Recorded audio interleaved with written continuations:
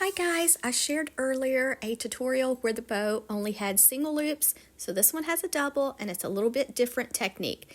You're going to wrap the ribbon about 3 times, which is the tail, around your first finger. Then you're going to wrap the ribbon around your first finger and your thumb twice.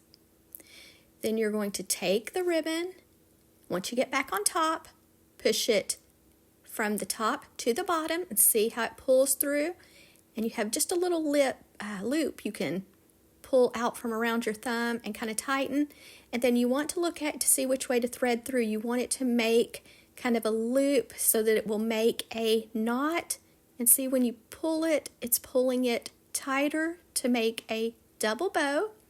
And then all you have to do is, that's the tail, so just untwist it off your finger and then just kind of pull out the loops on the left side and the right side, and you have a mini petite double bow that's perfect for the Christmas tree, gift wrapping, garlands, whatever you need it. You can cut the tails and make them as long as you want, but my ribbon only measured 36 inches when I started.